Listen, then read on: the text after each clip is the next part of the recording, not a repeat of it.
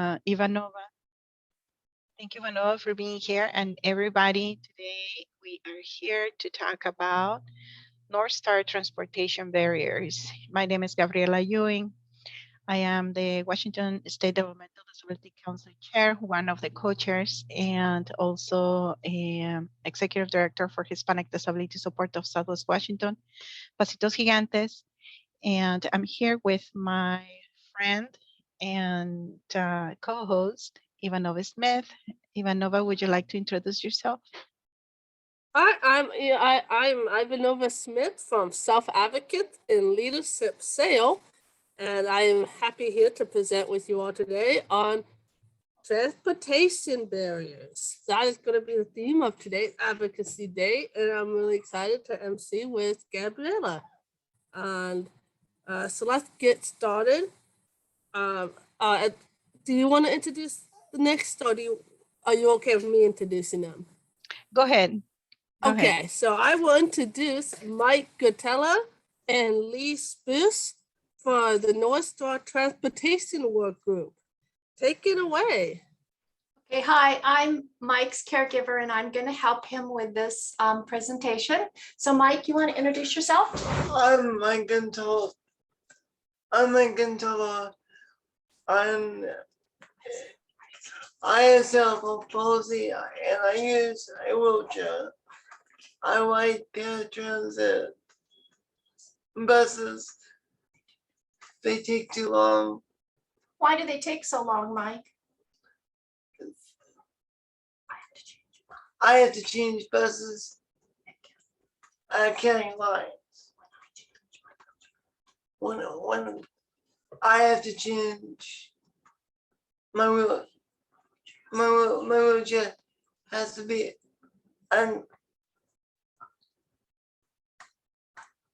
unbuckled, unloaded, then reloaded, then rebuckled.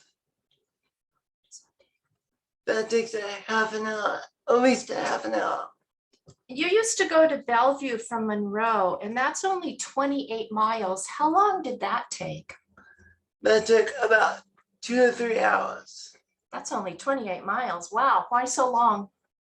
Because I have to change buses at the county line, and I take 3 buses. I have to use tap bus first, then the dot bus, then access. When the next bus is late, the bus driver has to wait with me. He just can't drop me off and take off. So we wait and wait and wait. What do you do if you have to use the bathroom, Mike?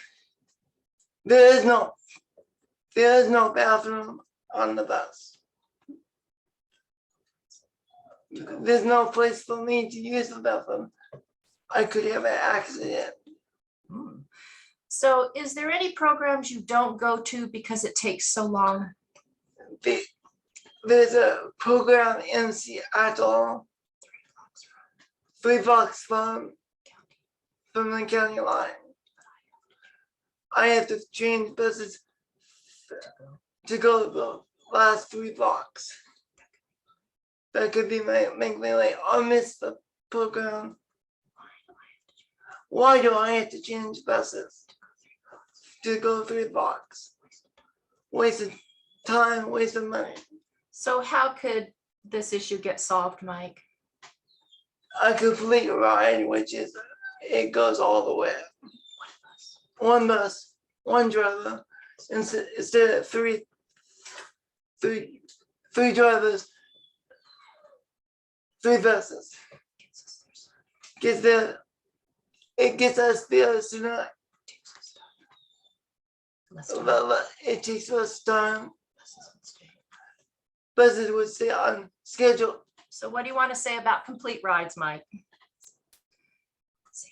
Saves money, saves time. Thank you. Great job, Mike. And Lee has not joined us, Lee Spruce.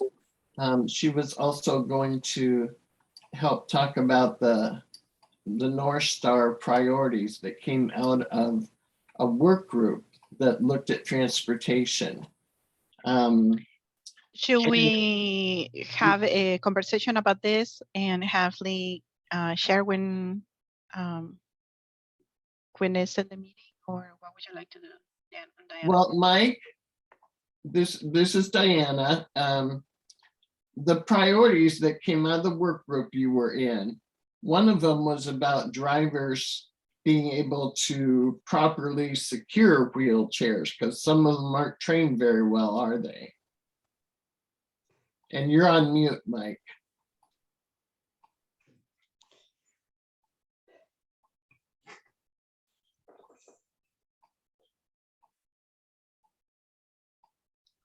It's still muted. Yes, Diane, I everyone you said, yes, it takes time to do that. And it's not, Anybody else have comments or questions? Let Mike finish first, please. Oh, it's not easy to do that, because it takes time out of your schedule and time out of my schedule to do that. Yeah, and they need to be properly trained, because it's not Yes, stick something on somewhere and you're locked in. It doesn't work that way. They have to have good training, don't they? yes. So I'm sorry. those were the two top priorities that came out of the North Star Transportation Group, was having drivers that are properly trained to secure wheelchairs. And the problem with long bus rides, and there's no access to a restroom for people. Yes, and I will say this, which is, some drivers don't want to do it because they're not trained. Yeah, they're not sure what they're supposed to be doing. And those long bus rides, when you're scheduling them too, you have to go to a doctor's appointment. Well, the doctor's not going to wait if you're 30 minutes late getting there. Yes, because you don't know, you don't know how long the ride will be. That's right. Okay, thank you so much for sharing, Mike. No Okay, problem, Gabriella, Diane. I'll turn it back over to you now. Thank you. I'm sorry, Mike, that you're having all these problems with transportation. There are so many barriers. And we have a question from Kyle. Go ahead, Hey. Kyle. Hey, Mike, this is Kyle. How are you doing?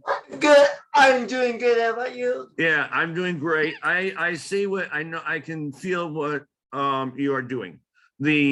Especially when if you're coming from a different bus system, like community transit, sound transit, metro transit, there's 3 different things. But to be able to get from point A to point B, you might have to go through that, but and 2, I can tell you in history that most of the transit centers used to have public bathrooms, but they sort of took them away because of the fact that they were getting vandalized.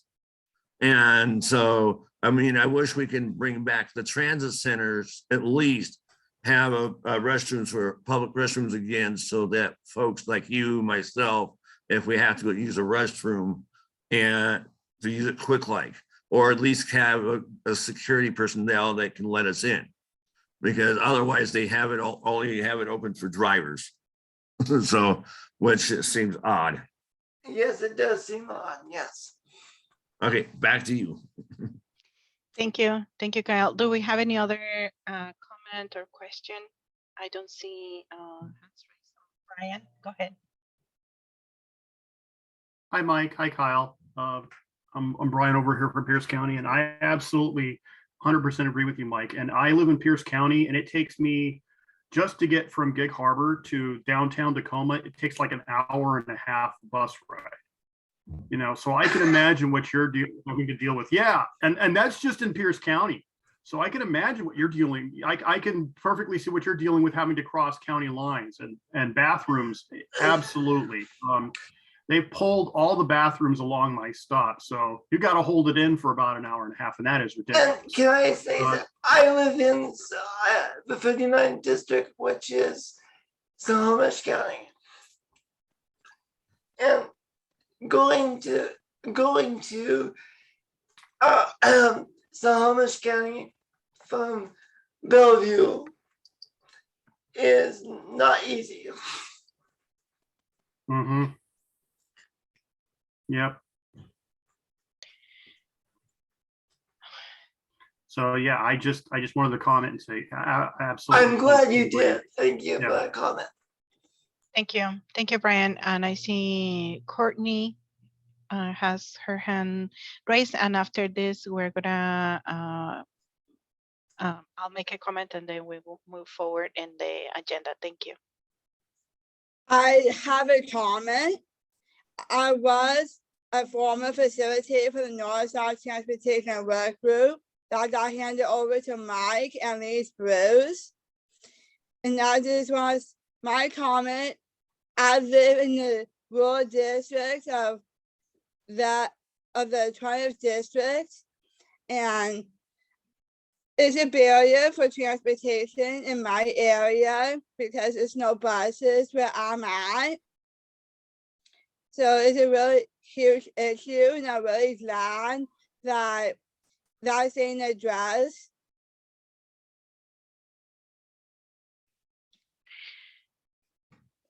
So I don't know the answer for that. What I can share with you, I live in Clark County, and recently we got a new service through public transportation, and it is called, you can probably Google it, in Clark County. It's called The Current, and it's by C-Tran, to where it's a door-to-door service, and it is public transportation. So you can have, it's kind of like a Lyft service, but through public transportation. So probably you can ask in your county to implement a program like that, and that will be very beneficial to avoid all those bus rides and all those stops and the lack of restrooms and things like that, because they need to hear from you what you guys need in your counties. And also we will keep having this conversation about transportation, about what other brainstorming ideas to keep. Oh, believe me, I bring it up every single time I can. Okay, so with that, we're going to go to Cindy O'Neill from the ARC of Tri-Cities Transportation Program. Do we have her now? Yes. Hi, Cindy. Yes, Would you like to introduce yourself, and welcome? Morning, everyone. I'm Cindy O'Neill with the ARC of Tri-Cities. I sympathize with the barriers on the west side as far as going from one county to another. It's been a long time barrier, and it does create significant additions to the ride time and a lot of delays. I was over on that side of the state most of my life, and I understand the barriers there. It's on the east side of the state here, we have a lot of gaps in services, and we miss out on a lot of things that the west side doesn't experience. But transportation is one area where we kind of shine. We have two counties that we work with, Benton and Franklin, and our transportation department, the two counties blend and they work together. So there's not the barrier from one county to the other. What the ARC provides is a contracted door-to-door service for specific transportation, and it's just for the IDD population, and it is for ARC clients and 3 other organizations in the area. So we have a contracted agreement to provide transportation for those 4 agencies, and we can go from 6 a.m. to 10 p.m. and we can provide weekend transportation if there's a need. So it's a great service. We're able to cut the wait time in half. A lot of you know the metro and the access and the different programs on the west side, you have a 30-minute window.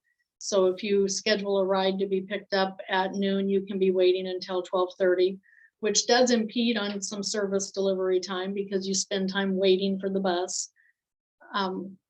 With our network of service here, the ARC is able to cut that in half. We have a 15-minute window, and it's a very efficient service. It doesn't come without its compliance requirements. We are obligated to provide anything else that any transportation service provides, all the data, all the requirements. We're responsible for the safety of the vehicles. We have to provide space for them to park because they're located on our property, a certain number of them that is allocated to us for this service. So it doesn't come without its significant compliance requirements. It gives us a lot of flexibility and a lot of, custom service delivery, which has just been terrific. But there's also a lot of responsibility on the other side. Every person that we have we hire to be a driver is also trained on how to properly do the wheelchair tie downs. We have quite a bit of training that each person goes through, and it's coordinated through our transportation agency. We do some, they do some. There's testing required, there's road time required before you're able to go independently. So it's a fairly substantial program. It's just like a little mini transportation program that Metro would offer, but it's contracted for the ARC to provide this in our area. And it works very, very well. And we've been doing it for many years. That's about all I can say. Does anybody have any questions? Thank you, Cindy. Ivanova. I have a question. So how would a person who wanted to use your service apply, and like what do they like have to show their medical paperwork to qualify for this? So but it just like through the art, you go through the art to register. The program is called Dial a Ride. It's the door-to-door service. You have to qualify through the transportation agency. We do not qualify people. The transportation agency qualifies people. And a monthly pass is required because we're just providing a portion of the transportation. It's available throughout the county, both counties. So you just, we provide transportation for our clients and clients of these other agencies that we're contracted to provide services for. But yes, eligibility needs to be proven and granted from the transportation agency in Benton County. Thank you, Thank Cindy. you. It It looks looks like, like we have some. yeah, go ahead. It looks like we have some other hands up. I gotta Thomas. get this so I can see. It's Thomas has a hand up. Go ahead, Thomas. Go ahead. Good morning, Cindy. Hi, I'm from the ARC of King County here in Seattle. Can you tell him? I just have a quick question about the securing of the wheelchairs on these buses. What is the safety factor in this? If an emergency occurs, how quickly would an individual like myself that may be able to provide assistance if the bus driver cannot assist the wheelchair person to get off that vehicle in time? Is there a protocol in place for that? Well, that's a good question. We've never come across a situation where that's been tested. But part of our compliance requirement is that we have an on-the-road manager for our supervisor for the transportation department. So we have someone out there on the road all day. If we're on the road, they're on the road, and they're just touring the different routes that we're having. So it should be just a few minutes. It's a good question, but it's never one that we've run across. And I don't know that there are specific measures in place for that, but it would be a policy for through the transportation agency that we're duplicating. Okay. Great. Thank you. You bet. Thank you for the questions. And obviously we need to expand those services. Ivanova, would you like to call on Diana to share a video that she has for us? Diane Shannon had a video that she would like to share about transportation. Good morning. I'm sorry, you got Francie Pelzer ahead of the video according to, oh, that's she's video. Yes, Francie Peltier couldn't be here today, but she is in Pierce County and she's a mom of an adult son with a disability. And she is part of the Pierce County Coordinated Transportation Coalition, a whole lot of words. And they have a special needs transportation committee. And so she made a little video so that she could talk about that and transportation issues in Pierce County. So I will go ahead and share her video now.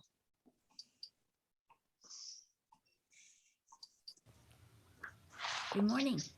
My name is Francie Peltier, and I could not join you today, so instead I'm this short little video to share with you my experience with transportation in our area and the things that I know about it. I reside in the 28th District, Pierce County, and have been involved in transportation locally here in Pierce County for the past 10 years, and came to have an interest in transportation based on my son, Drew, who is 37 and experiences Down syndrome, and he has been using the shuttle for many years, currently using it to get to work out at the L'Arche Farm and Garden in the Midland area of Tacoma. And I also grew up back on the East Coast. And the difference between the East Coast and the West Coast is there's lots of transportation there, public, not so much here on the West Coast. So I grew up taking the bus. That's how you got around. And you took the bus to get into the city, and then you took the train, the subway. And, you know, that was just how it was. So I guess you could say that transportation is just a part of my DNA. So when I had an opportunity to get involved locally, I hopped on. So anyway, I am a member of the Pierce County Coordinated Transportation Coalition, lots of big words. And as a representative from Pierce County, I also sit on the Special Needs Transportation Committee, a part of the Puget Sound Regional Council, which is a body that sits in Seattle. So that we don't get too confused about all the different entities that exist, let me give you a quick little snapshot of the big picture. So if you think of state transportation, that would be WSDOT, Washington State Department of Transportation. Regionally, it would be Puget Sound Regional Council, and then locally would be your local county entities. What is the same about all of them? Well, they all have a coordinated transportation, human services, transportation plan. Again, lots of big words, but basically that plan identifies the needs. It identifies the gaps and the barriers. It lays out some goals and some strategies to meet those goals. So if we start with WSDOT first, some recent findings that they have are that, surprise, there are still barriers to access, something that's not new to any of us. The need exceeds the capacity. and that is in both the rural and the urban area. And people don't feel safe using their transportation options. And it is essential that there is coordination between human service and transportation providers. Some of the goals that WashDOT currently is working on would be accessibility, and that it means moving people, helping people get to where they need to go. And we've heard a lot about accessibility issues. Safety. People want to feel safe when they're using public transportation, as well as ease of use. Let's not make it any harder than it needs to be. So next would be the Regional Council. And again, we've talked about the Puget Sound Regional Council. They too have a coordinated transportation, human services, transportation plan. Something that might be a good point to interject here is who comprises these councils and committees and what exactly is their purpose. So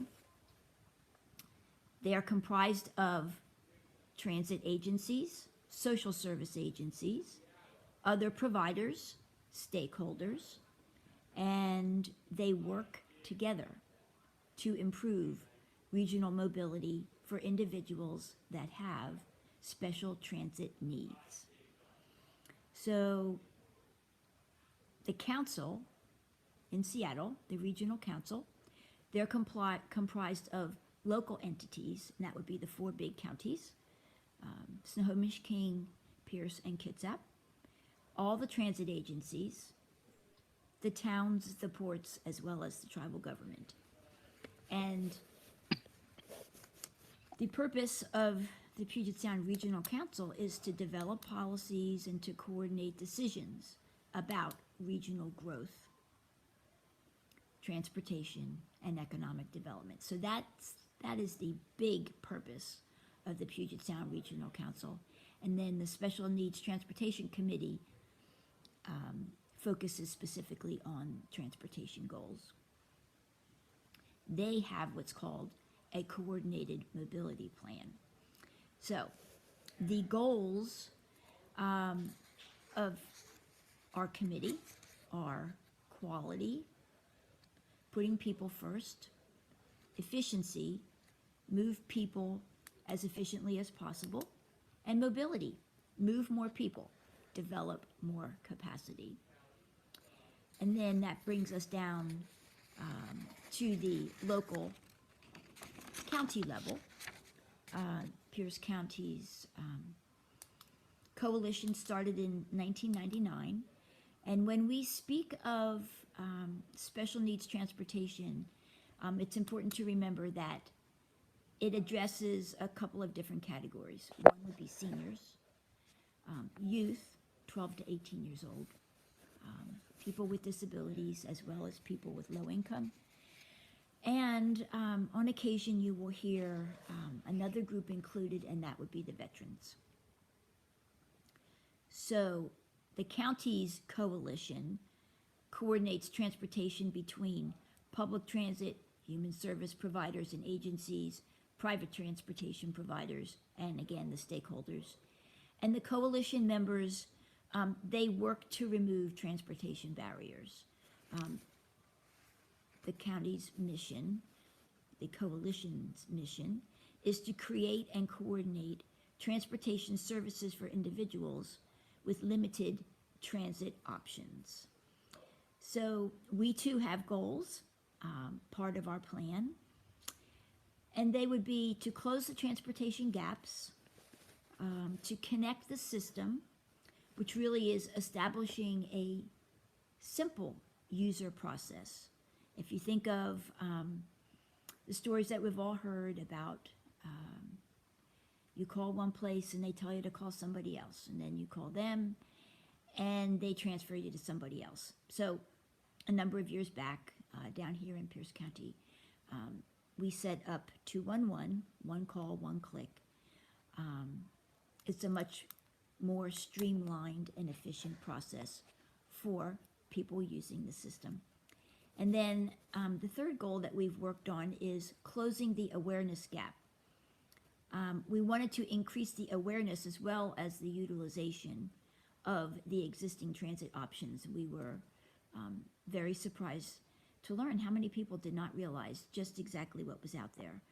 Pierce County has a number of different programs, Beyond the Borders, Road to Independence, the KP, Key Peninsula, School Bus Connects. These are programs that are very unique and specific to Pierce County, and they've been developed very specifically. Actually, some of them through grants and resources funding from the Puget Sound Regional Council. So our plan was last updated in 2019. We've had a survey that's been online since last year, although it was developed beginning in 2020, and then of course life changed and things got delayed, and we've been working on it, and it's still available online at the Pierce County website, and you can access that. Transportation comes under Human Services. So if I could leave you with anything from my exposure to both the local county level as well as the regional council level, is that your needs are being heard. All of the things that we've worked on with North Star for the past year, month after month, all of the issues that have been raised, accessibility, training, safety, eligibility, all of those things, as you heard me outline here, they're noted at every level, state, region, local. Funding is always an issue. We all wish that we could have the bus stop running outside of our door when we needed it, but that's not a reality. And we need things to be efficient. We're dealing with 2 years of change, and we continue to grow, and the need continues to grow. So if I can leave you with one thing, is that your voices are being heard. If you would like to get involved, please do so. And I look forward to us working on some of the very specific transportation needs that we have identified this past year. And I appreciate your letting me share my information with you this way today, as I was not available to join you on this. Thank you, Diana, for sharing the video. And we're going to hold the questions or comments until Diana, could you please share with us the Disability Mobility Initiative video? And then so we can see that video as well. And then we hold the comments or questions until you share that video. Or if you like to send them on the chat, you can also do that. Thank you. Thanks, Gabriella. Yes, the Disability Mobility Initiative is something I just learned about. And I found out that they had a challenge for legislators, and it was called the Week Without Driving. And there were some legislators that participated in it and said they would not drive themselves anywhere for a week. They had to rely on public transportation. And so Channel 7, Cairo, did a program about it, a short video about it. And so I'm going to share that with you so that we can all see how that goes. It's estimated a quarter of people living in Washington can't drive. For some, it's about cost, but for others, it's a matter of what they can do physically. Disability Rights Washington wants people who can drive to better understand this disparity. Now, this week, they have launched the Week Without Driving Challenge, and Cairo 7's Lauren Donovan looks at the pledge. The challenge is, what is it like getting around without driving yourself? If you live someplace like Seattle, you've got buses, you've got light rail, so there are more options. But if you're someplace without mass transit, you might have to ask a loved one or a friend for help. For many folks, it's a privilege to be able to afford to live near a frequent bus route in a place with sidewalks. To walk outside has been very difficult. Joanne Maxwell knows that all too well. Recently diagnosed with MS, she's new to carless living. The Snohomish County senior relies on the Transportation Assistance Program, also known as TAP, to get around. If it were not for TAP transportation, I would be totally isolated. For those living in rural areas like Maxwell, transit options are limited. And while she's grateful for this service, it's frustrating. She can't just run errands at a moment's notice. They're not oh, by the way, I got to go now, type of thing. I have to call about a week in advance to get on the schedule. According to Disability Rights Washington, roughly a quarter of people in our state with disabilities, young folks, seniors, those who can't afford gas or a car, can't drive. And this lack of access dictates where they can live and what they're able to do. People who have a bit more choice in being able to hop into a car, you are able to live further out with greater ease. Understanding that disparity is the reason behind the Week Without Driving, a 7-day pledge that you won't get behind the wheel. From here in Everett, I took the 201, the 880 Northgate Station, the M67s. That's State Representative Emily Wicks describing her hectic trek to Wallingford. I really pushed my limits yesterday. Wicks is not the only local leader sharing their experience on social. City council members from Bothell, Redmond, and Edmonds also signed up, as did the mayor of Mukilteo, who says getting around in this stormy weather without a car has changed their perspective. Having a little more empathy for the idea that that wouldn't be a choice. WashDOT's Director of Active Transportation is participating in the challenge. They tell us so far it's been thought-provoking. Their takeaway? We've created a car-dependent system without really thinking of the consequences. Reporting in Seattle, Lauren Donovan, Cairo 7 News. Thank you, Diana. We have a question or comment from Mike. Go ahead, Mike.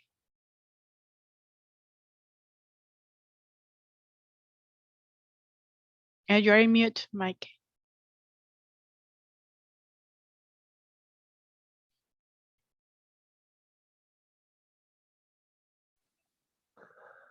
So anyhow, well, I'm living that now. I don't got no transportation out here at all. Thank you. Where do you live, Mike? I told you guys. Yes, we have a lot of people on the call that might not know where you live. Okay. Thank you. Mike lives near Hood Canal area, in Kitsap County. Thank you, Kyle.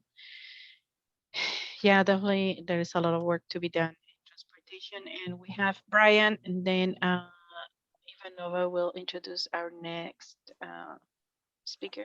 Go ahead, Brian. My video for some reason isn't turning off, but or turning back on. There we go. So I could probably hold this comment off, but I just wanted to say I wanted to thank ARC for having these virtual meetings, because if this was a real life meeting, I probably would not be able to make it. I mean, because of the transportation barriers, it's been very frustrating. I mean, and it's one of the main reasons I've been struggling to try to find a livable, work and a livable wage for the last 20 years because of these transportation issues. So I just wanted to thank you, ARC Washington, for this opportunity and having this virtual, because that's opened up possibilities that I didn't previously have. Thank you, Brian. Yes, I totally agree. And go ahead, Kearney. Thank you, Gabriella. I have a comment. I love how Cal 7 said about rural areas. I live in a rural district, so I know that it's hard. I had to rely on my parents to take me to places. So I don't have a car myself. I have a car, I just can't drive because of my sleeping disorder. And it's really hard for me to get around. There's no buses where I live, so I have to rely on family. And that's really hard. So I'm really glad that we're having this advocacy days. Thank you, Courtney. Ivanova, would you like to introduce Jason? I think she's not there right now. So I will introduce Jason. Could you please share about yourself and the Spokane Self Advocates? Thank you. Yeah, absolutely. Hi, everyone. My name is Jason Stoltz. I am a self-advocate. I live over here in Spokane County, and I also work at the ARCA Spokane as an individual advocate. And I want to say thank you for inviting me to be able to be a part of this today. I definitely appreciate it. And I just wanted to share my side of trying to get to work when we're able to go in and out every once in a while. It can be a bit of a challenge for me, mostly because when I take the bus, I do have a manual chair that's extremely low profile. So it doesn't have like the wheelchair tie down spots to just put them on there like my electric chair does, because I only like to use my electric chair during the winter, so I still get the exercise during the rest of the year of moving around and everything like that. But when I get on our public bus system, sometimes the driver will look at me and go, well, where am I supposed to tie this down? And so I'll just tell them, do it on the front and make sure it's a little tighter than normal, because some of them will tie it down and it'll be, secure for a little bit, and then they'll take a corner, and then every once in a while that'll what's the word? It'll make my chair move with the turn of the bus. So a lot of the times I would have to either hold my weight against that front side seat that they always put up so the chair can slide in right there, and I have to keep myself from turning into that every time he took a right or left turn, depending on what side of the bus I was on. And so for a while now, though, I don't know if public transportation has anything to do with Lyft or anything like that, because of the whole you can request a chair, a ride with a chairlift or however they do it. I actually have not tried that because they are expensive enough. And so one day I was getting ready to leave work, and my manager had looked at me, and she even said not to try that because it's already $15 and some change just to get from here to my office, which is only 15 minutes away, I might add. And so I won't so I didn't want to see if it would be a lot more than it already was. So she was super nice about coming out and helping the guy get the chair in his luckily SUV at this point. But from the whole time, he gave me snarky comments about, this isn't a handicap accessible, because I can actually get up and walk pretty well most days. And I shocked him when I got out of my chair, and then so I get in his car, and then on the way home he kept saying, "Are you sure I'm not taking you to a doctor's appointment?" Like treating me like not everybody else. And the whole time it was just those snarky, rude comments. So I don't know if the public transit can meet up with them somehow and maybe see how that all works with the ride request, that you can request a van instead of an actual car, because that would be nice to get someone in there as well that knows what they're doing, and then you don't get put in that really awkward spot where you feel very alienated. But luckily, I do have a really great family support system. My brother and sister-in-law helped me out tremendously. I can't thank them enough for that. But yeah, that's just my main experience with public and Lyft, and they just, you know, definitely with the public, they need to be trained better on how to tie down a low profile chair, because it scares me, because I don't know if the person's going to know how to do it, or if I'm going to go on a mini roller coaster ride until I'm where I need to be. So I guess there you have it.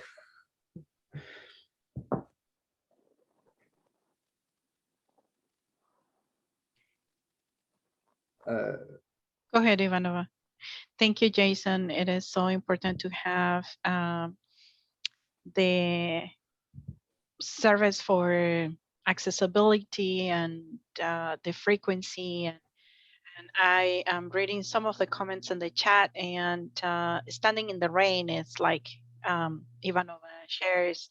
That was probably the thing that she hated the most, because it was cold and she was standing out there.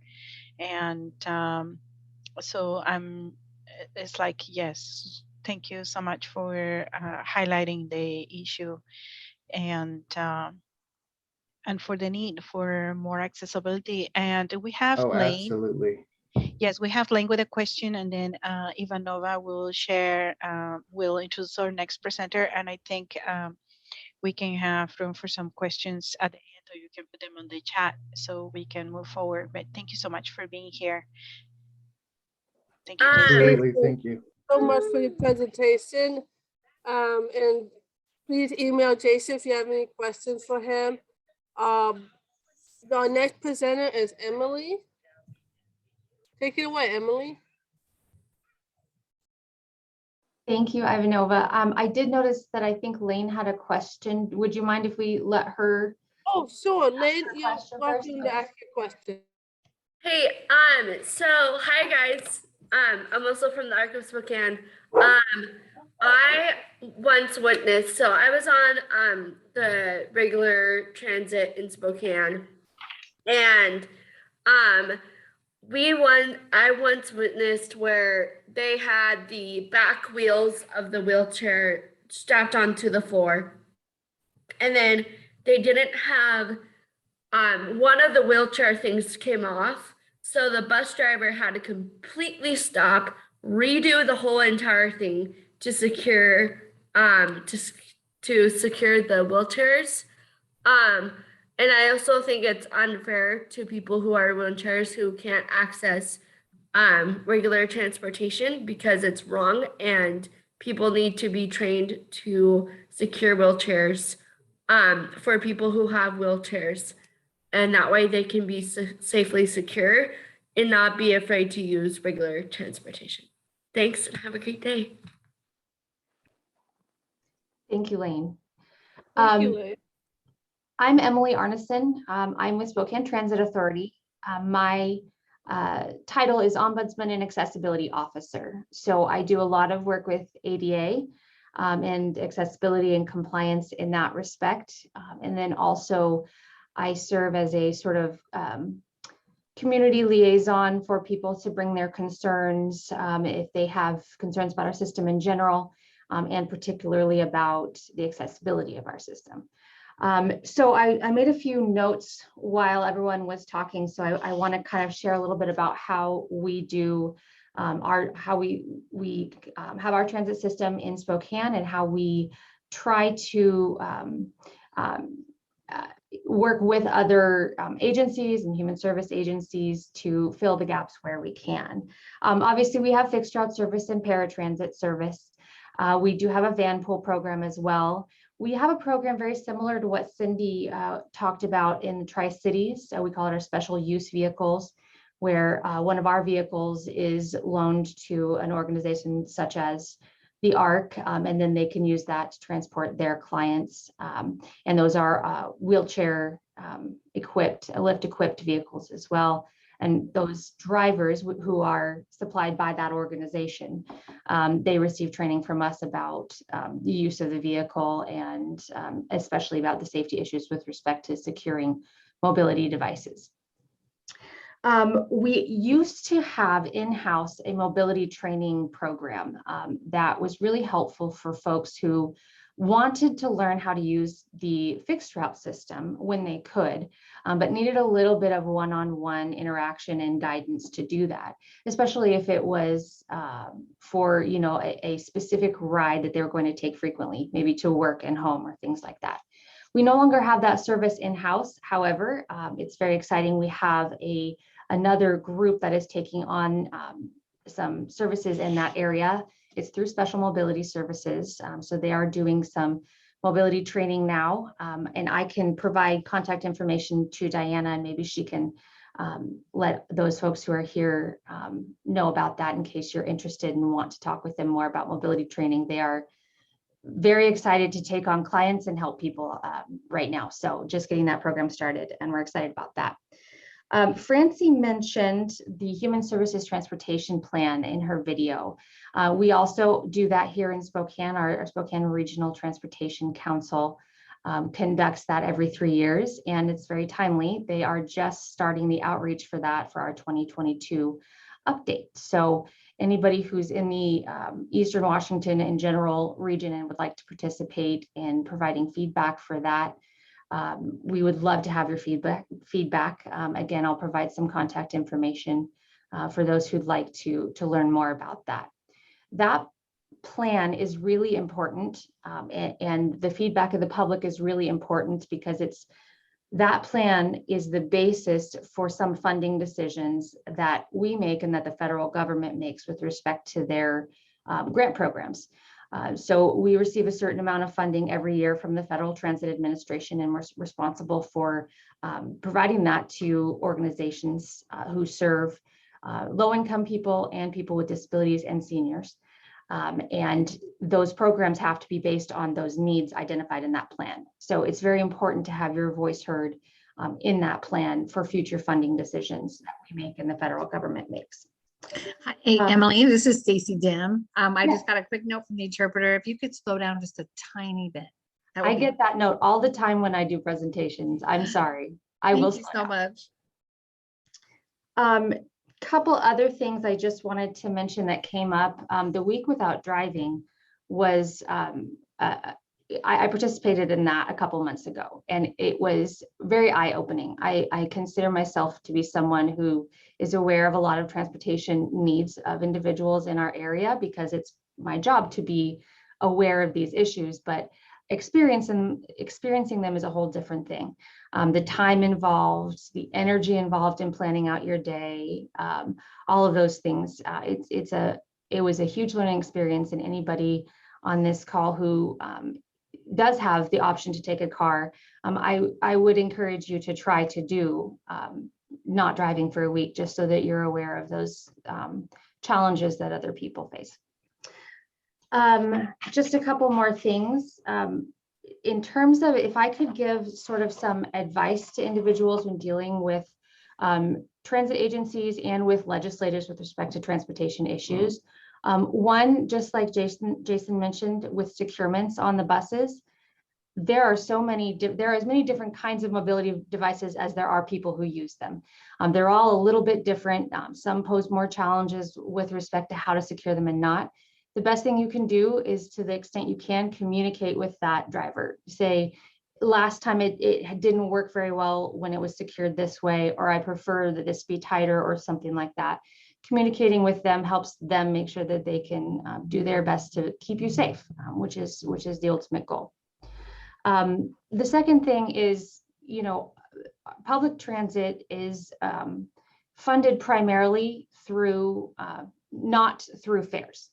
It's funded primarily through other mechanisms like taxes and grants from the state. So when there are gaps identified in a public transportation system, a lot of it comes down to funding decisions. The more funding that we can have coming into our systems, the better service that we can provide, the more service that we can provide, the more reliable service, more timely. So advocating for more transportation funding, and particularly transit funding, is key. This is a timely discussion because yesterday, the the Democrats in the legislature had a press conference and announced a plan that they are proposing that is historic in the amount of funding that it's providing to transportation and non-car alternatives.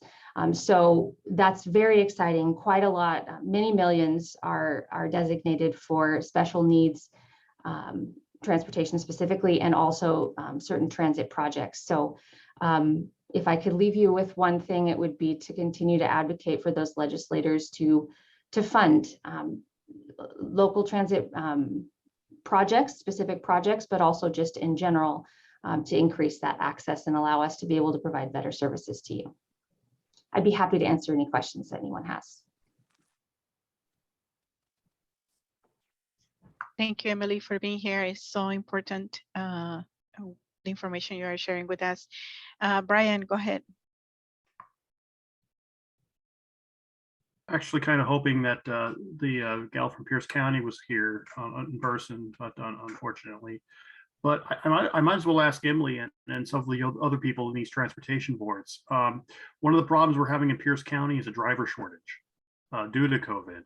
And I'm wondering if your counties have had similar transportation issues with the driver shortage, and how your counties have been addressing that issue.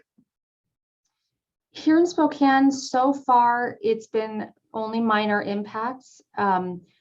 It hasn't impacted our paratransit services at this point. We have most of our paratransit is done in-house with STA employed drivers. We do supplement our weekday service, and then all of our weekend service is done by a contractor. So having that flexibility has helped us be able to keep the vans out on the road. On the fixed route side, we did have to reduce service the last couple of weeks, just a little bit because of driver shortages, but it only affected, like we didn't run a couple of our commuter routes for the weekdays. So those individuals could still take the regular routes, but it just didn't have the direct route from, for instance, the Liberty Lake Park and ride to downtown. So far, that's been the extent of it, and fingers crossed, that's what we will hopefully be able to do. Thank you for the question, Brian. Thank you. We have Mike. Here in Snohomish County, we don't. My best to say have weekend transportation. I don't know why. I don't know how. Because I like to do things on the weekend, and I can't because I have to rely on my parents to do it.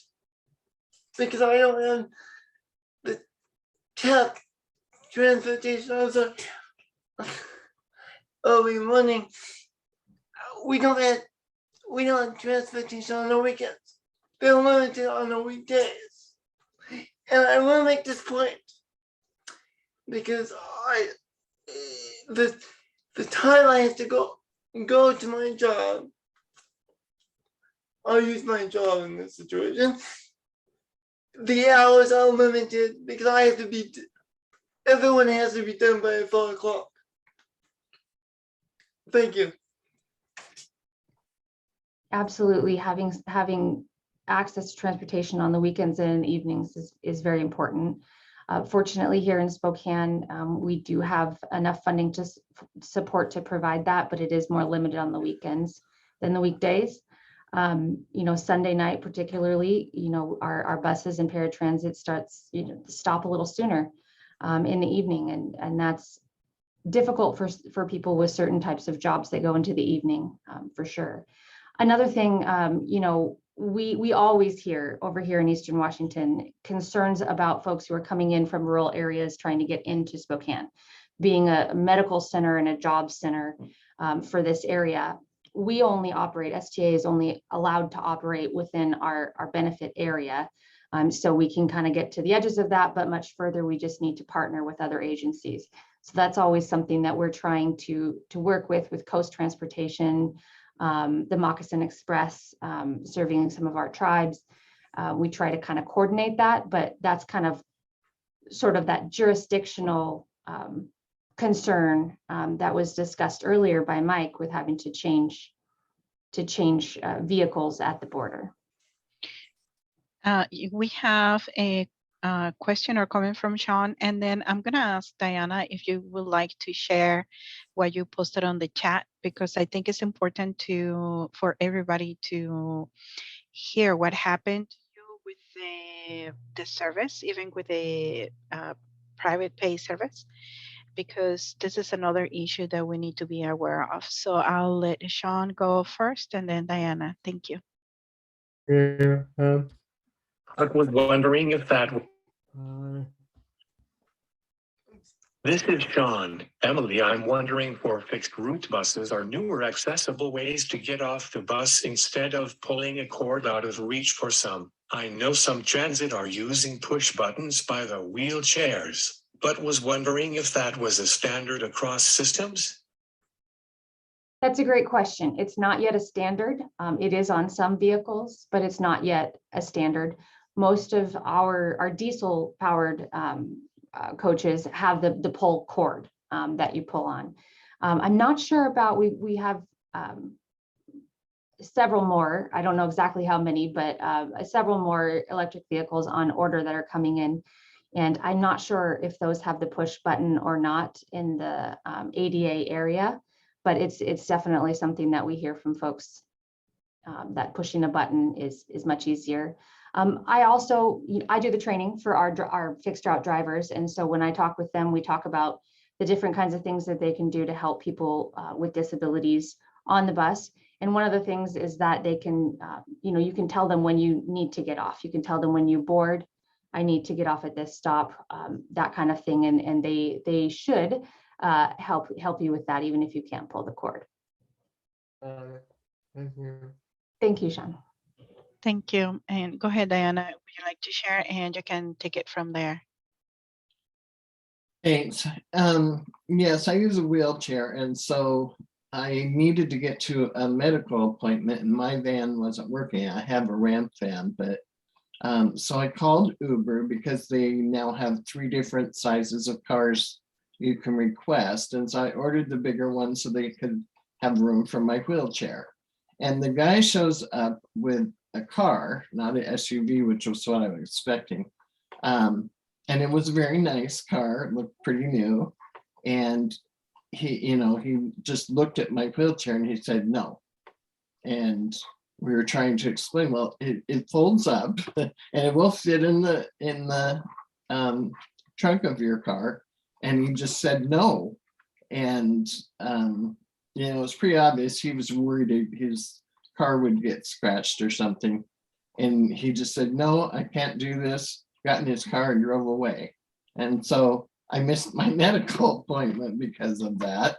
But it was frustrating to think I had secured something so I could get my ride that I needed, and then have him turn up and just say no and drive off. And in fact, I got charged from Uber for it. And so when I saw that charge on my card, I called them and I said, no. He turned away. I didn't cancel because it was listed as a canceled ride. Well, I didn't cancel it, he did. So they took the charge off, but still it was very frustrating. I needed to get to that medical appointment and couldn't do it because he didn't want to get his car scratched. Anyway, thank you, Emily, so much for coming today and sharing with us, and for all the speakers today that have talked about these transportation issues. Even for me, it's opened my eyes to some of the things, especially in other areas of the state, because it is very different. Transit is very, county regional, taken care of rather than a state issue.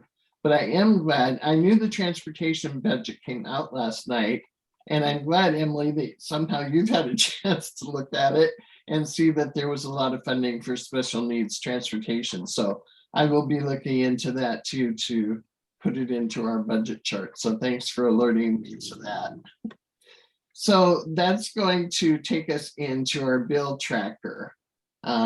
So let me get it up here for everyone. You do have a couple of hands raised, Anthony and Cindy. Anthony, you want to go real quick? Yeah, I was just gonna make two comments. Is first one on the buses, like our buses here in Tri-Cities have those buttons where you got a seat and you got the accessible area for a wheelchair to be strapped. There's a button underneath the seat so that they can push it, or even a rail, the handrail has buttons on it. And then two, for your Uber issue, if you had suspicion the next time, if you use them, you can text and communicate with the driver before they arrive and make them aware, say, hey, I'm in a wheelchair, because like with me and my wife's emotional support animal, we had a driver who discriminated against us because of our emotional support animal. So now every time we basically just text the driver and say, hey, just so you're aware, we do have an emotional support animal with a legal license, and they'll either hand it over to another, like send it off to another driver and let that one go or something.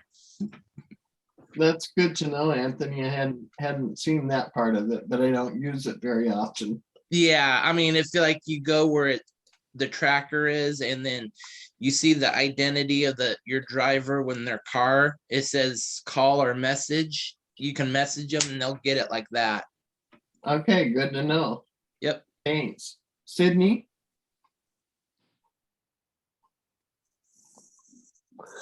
So I was just gonna say, before I got my license, I had to have my family drive me to places, and it was pretty stressful on them because they had to take off from work or go in before their shifts or take the time to get me to where I need to go. Like, for example, my old job in Alaska, because I wasn't ready to get my license.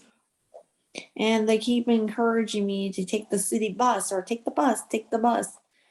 And I almost thought about taking the city bus, but then I thought, maybe I should get my driver's license. And it took me like 2 times to do it. But then I was able to pass it the second time. Well, good for you, Sydney. And good for everyone who, looks into the options, stands up for what they need, asks for help when they need it. I mean, that's really hard to do, is asking for help. But sometimes you got to do it. And remember that oftentimes people are looking for ways to help and just don't know what to do. So by you asking, that gives them an opportunity to help, be of help to you. Okay, so let's move on to our bill tracker. This is on the ARC's website at arcwa.org. And when you hover over advocacy, the first one is called the bill tracker.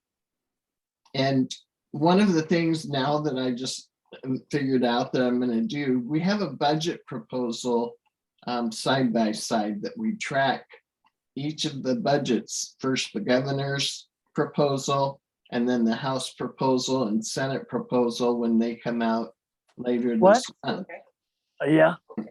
And so I'm going to take a That's look okay. at that transportation budget and add that here with the things in it that Emily was talking about. But for now, we're going to look at the bills of interest. Now, at this point in time, we've had some cutoff dates. This is a very short session, so everything is moving very quickly. And bills had to go through first a policy committee, then they have to go through a fiscal committee if there's any money tied to them. Then they have to go for a full vote of the House or Senate. And if they pass through all of those, then they have to go over to the other house. If they were in the House first, then they have to go over to the Senate. and vice versa, and go through that process again. So we've passed the first policy committee cutoff. That one's gone. So some bills died that didn't make it through that. And then we had the fiscal committee cutoff was on Monday. And so some more bills died that didn't make it through that. And now legislators are on the floor every day voting on bills, whether they're going to pass them from their house or not. And so this chart here is showing what's left that we still have to work with. Now, the budgets I said will be coming out again later this month from the House and Senate. So we're not dealing with budget bills yet. But a lot of these you will see if it says it's in House rules or Senate rules, that means that they're waiting to get pulled to the floor for a vote. So some of these bills won't make it through that process. Part of it is, a lot of it is that they run out of time. They can't pull all the bills to the floor. So legislators on what's called the Rules Committee take a look at the bills that are still going, and they decide which ones have the chance to go to the floor for a vote. So each of these you see in that says rules, those are waiting for that. If they have a committee listed, that means they already got voted off the floor. So they're still going, and now they're moving over to the other house, and they'll get heard by these committees, Senate Health and Long-Term Care or House Health Care and Wellness. So they'll go through those committees next, once they get done on the floor voting bills out on February 15th. So we watch these, I check them every day, and Jessica is going to talk to you a little bit how you can see what's going on while they're voting right now. And I know we've had a lot of bills that people were really excited about that they wanted to pass that didn't, but that just means you did some education for this year. And most bills do that. Most bills never pass the first year they come out. And we use those to educate legislators about that particular issue. And so then next year, we bring it back again, and by then they've been educated and we've had a chance to refine the bill. Now take, for example, the one to close our state institutions that are called residential habilitation centers, or RHC. We've been trying for many years to do that. And there was a bill introduced this year to get those all closed with a plan by 2028. That bill died in the committee, but now we know some of the concerns legislators have. So in the interim, before next legislative session, we can work on that bill and refine it so that it'll be more appealing to legislators, and hopefully we'll be able to pass it. The same thing with this last bill, Senate Bill 5268. We brought this forward last year. And the big thing about this bill is caseload forecasting. And that is really important because we have a waiting list of about 12,000 people on the no paid services caseload. They qualify for services but get nothing. And if we had caseload forecasting for Developmental Disabilities Administration, that agency, we would not have this huge long waiting list. Most other agencies in our state are caseload forecast. Aging and long-term care, they have caseload forecasting. They offer some of the same waivers, same type of waivers, the Medicaid home and community-based services waivers that DDA, Developmental Disabilities Administration, does. But they don't have a wait list. There's nobody waiting for services. If you come in the door and you qualify, you get them.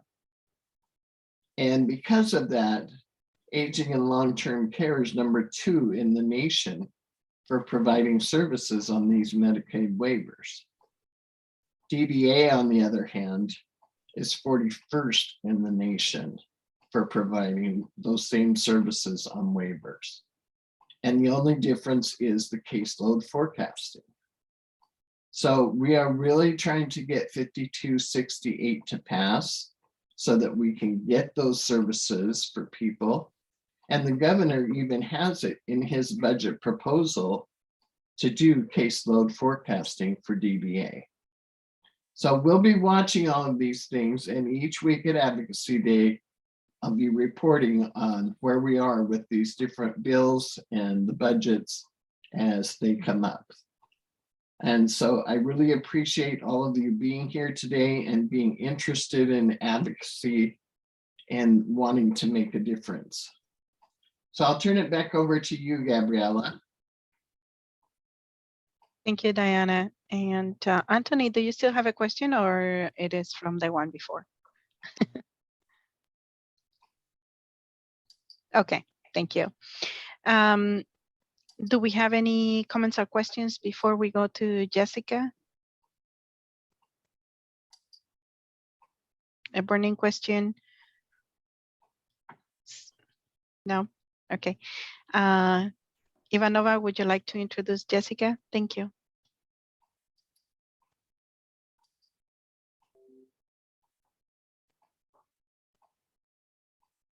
Go ahead. Hello. Thank you, Diana, for that information, and Jessica.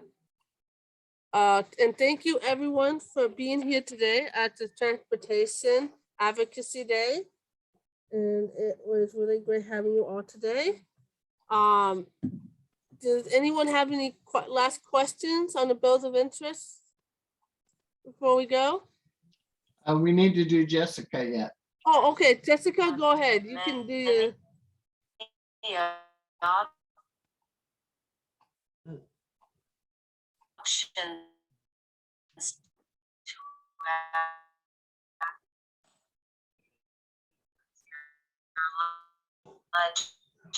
Participated this week, but legislators will be on the floor. Let's talk about how to get you connected in what's going on in chambers. On the main page at www.legwa.gov, you would click on House Floor Calendar. Once there, it shows you the display boards for both the House and Senate. If they are working, the boards will display the information about whatever bill they are voting on at that time. Otherwise, it will say that they are at ease, meaning they're not working on voting. They may be at ease for the purpose of caucus, for lunch or dinner, or they may be at ease until the next day. When they go in caucus, that means that all the Democrats go into a closed room, talk about the bills coming up and how they plan to vote on any amendments and the final bills. The Republicans do the same thing in another room. Scrolling down, you will see the list of bills that they plan to pull to the floor for a vote. These bills are on second reading. If there is an A in front of the bill number, that means that floor amendments are being proposed. By clicking in the A, you can read the amendments being proposed once the bill is pulled to third reading and is voted on by members. On the right-hand side, there is a column titled Floor Action. If it has already been voted on, you will see that there, at the top of the page, you will see a link that says Go to Senate Reports. By clicking on that, you will find the same information about Senate bills on second reading. When they are on the floor voting, you can go to the main page. Scroll down to where scheduled hearings and floor sessions are listed and click on View Video. This will take you to the TVW page that is showing that floor action for voting. Advocacy Day is a project of the ARC of Washington State and funded by the Washington State Developmental Disabilities Council. Be sure to join us for future advocacy days. Register for each advocacy day on our website at www.arqua.org Advocacy Days. We want to make sure you are satisfied with Advocacy Days, so be sure to fill out our feedback form. Your feedback helps us to continue improving and helping your voice to be heard. Let's walk through it together. Start at www.arqua.org Advocacy Days. Scroll down to the smiley faces that say your feedback matters and select Click Here. The link to the feedback form in Spanish is right below the link to the English version. Start by putting in your email address. Next, you select the advocacy day you're giving input for. Then you respond if this is your first advocacy day or not. Next, you pick the smiley faces that answer how you feel about the virtual advocacy day. Then you submit the form. Just as simple as that. Your input helps Diana and the ARC to know what you like, what you don't like, what is helpful, and what is not helpful. You can learn about these and more ideas to get involved on our website at www.arqua.org and click on Advocacy Days. You can also contact us at sale@arqua.org or diana@arqua.org if you need help. Are there any questions? Thank you, Jessica. Do we have any questions or comments? And Stacy, could you drop that link in the chat for everybody to have access to the feedback? Thank you. I don't see any hands raised. Please let me know if you see something.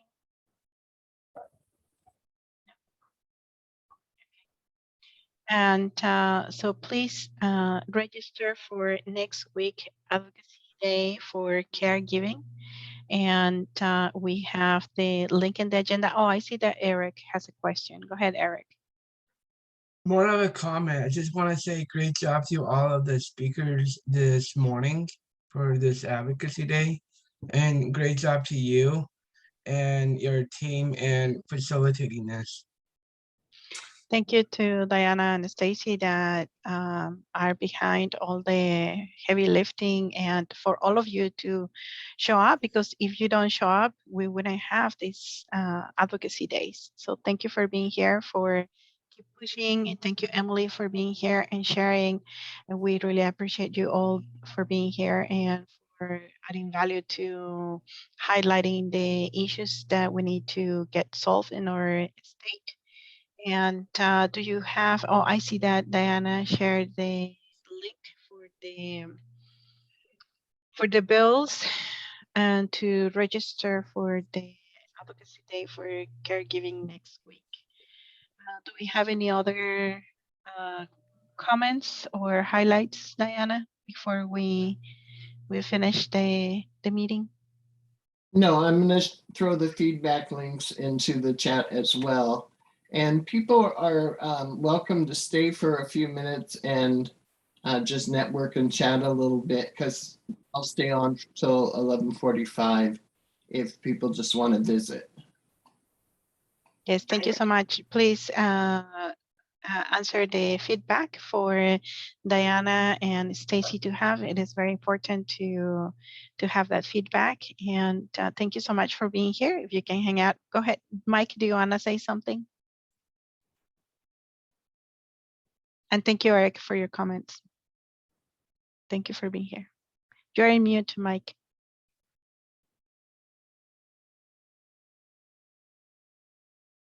You are in mute. We cannot hear you. You need to unmute your microphone. Diane, you might have to ask him to unmute. That way he can unmute himself.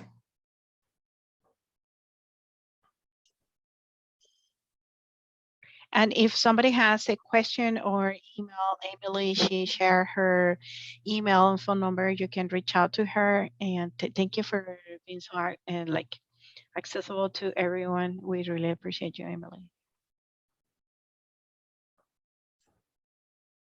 Okay, go ahead, Mike. Hey, Diane. So I'll like to have Diane call me whenever she can. So thank Okay, you. I'll call you, Mike. Okay, thank you. Thank you, Mike. Thank you all for being here. Do you want to share something? Thank you, Diane, for doing this. Well, thank you for participating, Mike. My pleasure.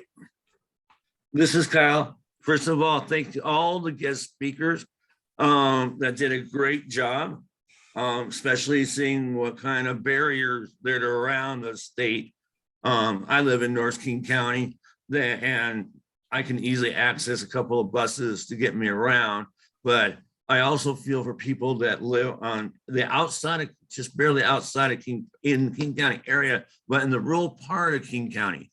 It's the barriers because sometimes the buses only run like every hour.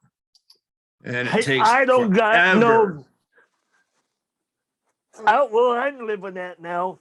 I don't got no transportation at all. Unless you rely on family there, Mike. So yeah, I know. Yeah. So yeah, that's some of the limitations where if you live in a county area or a city area that has no buses or buses that doesn't or runs like one every couple hours or so, and then you're stuck. Yeah, I'm stuck all right. So otherwise, thank you for all the speakers that did a great job once again, and a wonderful program. Thank you, Kyle. You're welcome, Mike G. Mike G. And I feel the same way. Thank you. I feel like the transportation issues have gotten worse over the years too, because I went to school to Clover Park to learn how to program back in like the late 90s. And from Gig Harbor to Lakewood, which is where it was, it maybe take about an hour. And like I said, these days to get to UW Tacoma, it takes me an hour and a half. It used to be the buses ran to Gig Harbor every 30 minutes. Now they run like every 45. The driver shortage, as I've brought up, has actually increased the amount of transit time I'm waiting in transit stops. But yeah, it feels like they have gotten worse over the years. And I'm guessing that has to be due to certain initiatives that have cut back transportation funding. Has that been what you guys might have, at ARC might have looked at or experienced or as well, or? Well, I can say for Snohomish County and I live in the 59th district, I can say, yes, I've been cut off from the bus before too. So it is limited, like you said, and it's not fair to any of us that we are getting limited and nobody else is. Well, and this is Diana, and that's, we haven't typically done an advocacy day around transportation before. But we wanted to make sure that this issue did get highlighted some. And so I'm really grateful that we had people who are experiencing all the barriers in the system that were able to talk today and share about those, as well as people from agencies like Emily to share what's going on at the agency level. And then even Francie talking about boards and work groups that deal with these issues too. And I think all of us have learned from what we've heard today that it's important to give feedback. Things won't change unless people speak up. That's been the ARC's motto for a long time. Change is made by those who show up. And whether you show up in person for something, or you show up with your voice or an email or a phone call, or filling out a survey or a form, all of those things are important, and they're the way that changes get made. I mean, for many years in the past, there wasn't any accessibility for a wheelchair on a bus. And we have that now. And then there are things that we're asking them to change, and it's moving forward. It's not there yet, but getting the buttons instead of having to pull the string up above. Those are starting to be changes made, and eventually we'll see those on all buses. But it's because people are speaking up and saying, this doesn't work. This is a barrier for me to use transportation. And people listen when we use our voices and speak up. Mike, did you want to say something? Yeah, and thank you for saying that. And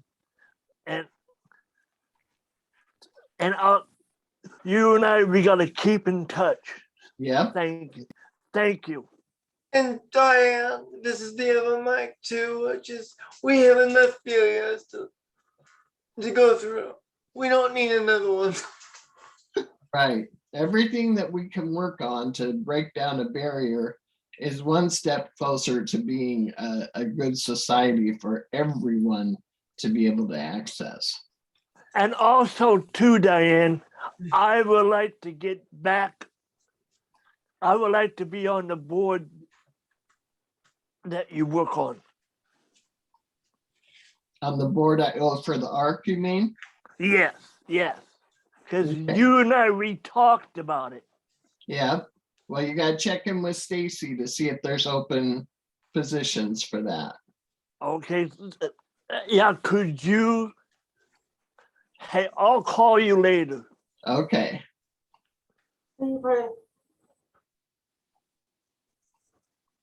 Diana, may I respond to one thing that Brian said? Sure. Brian, you mentioned some funding and things in recent years, I think, and how that might affect the current status. And I don't know about Pierce Transit, but I did want to share, periodically every, 10 years or so, in Washington, there seems to be a trend of a group of people who want to reduce car tabs. And part of the fees that go to car tabs do go to fund transportation initiatives. I-976 was the most recent one a few years ago. It did pass. However, the Supreme Court struck it down as unconstitutional, but that doesn't mean that somebody couldn't come back, try to fix those issues and put it on as an initiative again. So in the event that something like that comes up again, it would be important to make your voice heard if you did not want something like that to pass, because it would severely lessen the amount of money that local agencies can have and their ability to have local voters decide to tax themselves for certain transportation matters. So keep an eye out for those issues that seem to keep popping back up in Washington about the car tabs. I know exactly the bills you're talking about, the Tim Eyman initiatives. I actually, and I'm ashamed to admit it, the first one he came up with, because it was the license to cut back on those license tabs. And there was a second part of that bill that said that no new taxes without voter approval. Right. And I voted yes on that for the no new taxes without voter approval, without even really thinking of the consequence or knowing the consequences until later on because I ride mass transit, Yeah. And I had a friend who said, who was a Republican. He said, no, I voted no on that because I only paid this much for, license. And that's exactly why the court struck it down, was because it had two different issues. Yeah. And people, But could they want one and not kept, the other. what annoyed me is they kept the issue that I wanted them to like the voter representation. That's the one they struck down, but they kept the rollback on the license tax fees. And I'm like, well, I just shot myself in the foot. So I know exactly, and I learned very quickly that mistake that I made. So, and I think a lot of people did. So yeah. And Emily, this is Michael Gunter. Why do they come back every 10 years? It should be every 5 years. Well, it's a public initiative, so it's when a person gets enough signatures to put something on the ballot. So there seems to be a group of people who want very low car tabs and want to make that something that the legislature can't change. And every certain period of time, they gather enough support for it to put it on the ballot. So, but you don't get it. You probably get it, but a decade by the time you get back to it. I think it's been about a decade since the previous one before, but that's just a rough. Yes, they should do it every 5 years because who knows who's going to be alive in a decade. That's true. Well, that's one of the reasons why we do these meetings, because there are so many hidden agendas behind things that people are not aware of. Oh, $30 car tabs, that sounds great. And you vote for yes for it, and then you find out what all that money was paying for now has no funding. Exactly. Yeah, so we try to break things down, if it's legislative or when we get to, even when we get to elections. One of the things that the ARC does is we send a questionnaire out to every candidate that's running. And all of those who send their responses in, we post them on a page on our website so that people can go read what that candidate has to say and learn a little bit more about them on disability specific issues. So you can figure out who to vote for, but do it with some education, having some personal knowledge of what that person would do if they were elected in office for people with disabilities. So educating and informing people. I mean, so many of us do things, like voting, without real education and knowledge about the issues. And what you see out on, the news media or in a newspaper or wherever isn't going to tell you the real story behind what you need to know before you make those decisions and cast your vote for something. And Diane, you know me as well as probably all these people on here, is they should go back into say every 5 years they look at the thing again and go, we need to change this now. We can't wait 10 years to do it. Yeah. Educate. That's right. Speaking of which, I really love that you guys shared the no driving challenge video. I would love to have a link to that so I can actually send that out to my practicum over here at UW and just kind of challenge some of my fellows in my practicum to try riding who try riding mass transit for a week. Yeah, I put that link to the Cairo 7 video, but let me put the link to the disability mobility challenge. Yeah. And that shouldn't that have a link to the Cairo 7 video as well? It does. Okay, because I would love to send that out to some folks and say, hey, you should try living in my shoes for and trying to get around in public transit. So. And you can also send it over to me to Diane, so It's called the Disability Mobility Initiative. That's the organization through Disability Rights Washington that sponsored that put that together. And when you get down, when you read the page, I'm trying to scroll to that page right now. At the bottom of it, it has a list of different newspaper articles that were done on it as well. Yeah, I think that's a great little challenge that they came up with. That's a great idea.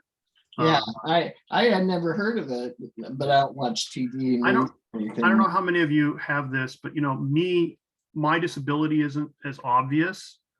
So I have all these people telling me, well, you should learn how to drive. Why aren't you learning how to drive? I had a cop ask me this once, and it was very scary, you know, because long story short, he was asking me as if like I had a criminal record or something, you know, or I had something to hide. And I've had like 2 instructors, 2 friends. My dad tried to teach me twice, and all these people telling me how to drive. I was like, would you like to teach me and see if you can succeed where all these other people failed? You know, and I don't know, for me, it's always been frustrating because people, I think, are just unsympathetic. They think, well, you should just learn how to drive a car. Well, easier said than done for me. Yeah. And whoever said that, I apologize to not getting the name right. They just don't know.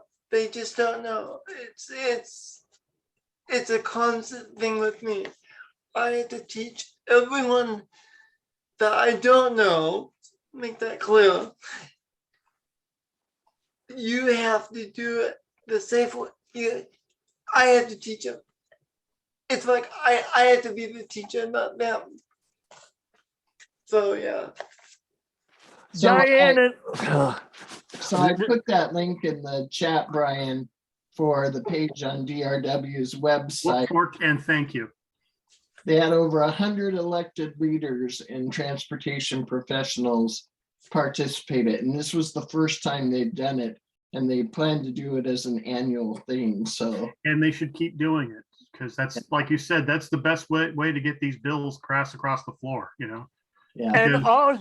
And also educate. I love your slogan there, Mike. Yeah, but yeah, and I as I've learned my first time around going through policy, a lot of these bills get bottlenecked in the appropriations, or as one of the advocacy groups that I was looking at say, it's where all the bills go to die, because that's unfortunately everybody wants to help. Like, this was a veterans bill, so everyone wants to help veterans until, you know, this starts coming up, and then, well, you know, we have other priorities that we have, you know, especially in these times of COVID, we have all these other things that are jumping up in front of it. And yeah, the problem is that's all about the funding, and convincing people to fund, that's a hard sell, you know. Well, in the disability related bills and budget items, we've actually been fairly successful. We have a really strong grassroots advocacy movement, and legislators have told us over and over they want to hear the personal stories. Those make so much more difference to them than those high-paid lobbyists that walk in the door and say, vote for this because my company wants it. You know, it's the personal stories they need to hear. And, you know, so we really encourage people, share your story with your legislators. You know, that's part of what we really miss doing with Advocacy Day, was when we used to do it in person. Oh, yes. Go around and make, you know, appointments with their legislators and talk with their legislative assistants, who are the gatekeeper to the legislators. And that's a little harder to do now, but we still are trying to make sure people are connected. And you know, we held like a pre-session before session started, a pre-session Advocacy Day, and we actually had legislators there. And I think one of the biggest things we accomplish each year is the legislative reception. And we had to figure out differently how to do it virtually, But we were able to do that and had 37 legislators come and sit in breakout rooms with their constituents and listen to their concerns and talk to them about what they thought they could do in the legislature. And getting those face-to-face meetings, even if they're on Zoom, with your legislators so that they hear from you and they know exactly what your needs are and why you have those needs and what these barriers and challenges are to you being able to be a full participant in society like everybody else. They need to hear those things. And that's one of the things we really strive to do, is to connect people with legislators so that they are hearing those stories. And just like with the week without driving challenge, it helps them to understand more, something they may not have known anything about before. Yes, Mike. That's just like me, for instance. You are the one to give my story to King 5. They called you about it. Yeah. Mike has quite the story. He was raised in an institution at Rainier School for 20 years. He was told his mother was dead by the staff and never had any visitors until his sister, who knew her brother was in there and she'd never seen him, went there and asked him, "Do you want to get out of here?" And she helped Mike get out, and his girlfriend who was in there, Diane, they got her out, and her and Mike got married, and they were married for almost 50 years. And he has a daughter and a grandson. They owned their own home in Tacoma for many years. And these things wouldn't have been accomplished for Mike if he was just left stuck in that institution. That's one of the reasons you're so powerfully about closing the institutions, huh? Right, that's right. You were there, you know what it was like in there. Yep. And King 5 did a story about you and your experiences in there. Right. Right. The thing is, I've been actually researching the potential of remote telecommunications and work and education. And I do have to ask, is that the whole telecommunications thing with these last couple of years with lobby days and with meeting senators, do you think that has been a benefit of these virtual Zoom sessions, of being able to for people to come contact their senators, that's made their senators more accessible? I believe it has. When you look at the legislative reception that we do every year, typically in person, it was in the Columbia room at the Capitol. It was very crowded, lots of people in that room, very noisy, hard for wheelchairs to get around to find their legislators to talk to them. When we did the virtual reception, we had small breakout rooms that, I don't think any of them had more than 15 people in them. And the legislators had a much better chance to sit and listen. There wasn't all the outside noise that was in the Columbia room, so they could concentrate on what people were saying to them. And wheelchairs didn't have a problem getting around in Zoom, just push the button and go in that breakout room. And so I think in many ways that was very powerful and much more helpful.